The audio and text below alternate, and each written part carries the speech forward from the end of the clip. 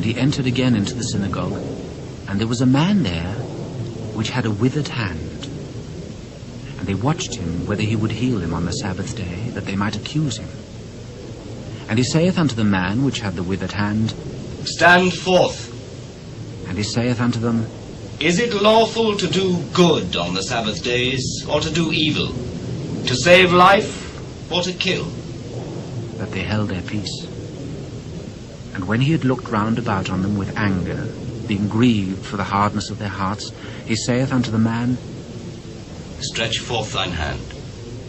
And he stretched it out, and his hand was restored whole as the other. And the Pharisees went forth, and straightway took counsel with the Herodians against him, how they might destroy him. But Jesus withdrew himself with his disciples to the sea. And a great multitude from Galilee followed him, and from Judaea, and from Jerusalem, and from Idumea, and from beyond Jordan. And they about Tyre and Sidon, a great multitude, when they had heard what great things he did, came unto him. And he spake to his disciples that a small ship should wait on him because of the multitude, lest they should throng him. For he had healed many, insomuch that they pressed upon him for to touch him, as many as had plagues. And unclean spirits, when they saw him, fell down before him, and cried, saying, Thou art the Son of God! And he straitly charged them that they should not make him known. And he goeth up into a mountain, and calleth unto him whom he would. And they came unto him. And he ordained 12, that they should be with him, and that he might send them forth to preach, and to have power to heal sicknesses, and to cast out devils. And Simon he surnamed Peter, and James the son of Zebedee, and John the brother of James, and he surnamed them Boanerges, which is the sons of thunder, and Andrew, and Philip, and Bartholomew, and Matthew, and Thomas, and James the son of Alphaeus, and Thaddeus, and Simon the Canaanite, and Judas Iscariot, which also betrayed him. And they went into an house.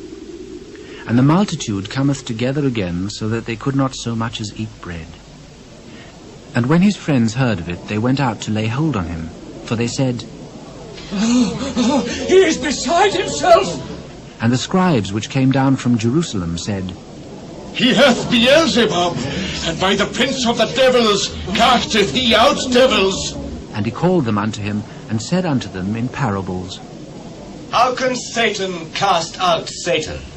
And if a kingdom be divided against itself, that kingdom cannot stand. And if a house be divided against itself, that house cannot stand. And if Satan rise up against himself and be divided, he cannot stand, but hath an end. No man can enter into a strong man's house and spoil his goods, except he will first bind the strong man, and then he will spoil his house. Verily I say unto you, all sins shall be forgiven unto the sons of men, and blasphemies wherewith soever they shall blaspheme. But he that shall blaspheme against the Holy Ghost hath never forgiveness, but is in danger of eternal damnation, because he hath an unclean spirit. There came then his brethren and his mother, and standing without, sent unto him, calling him.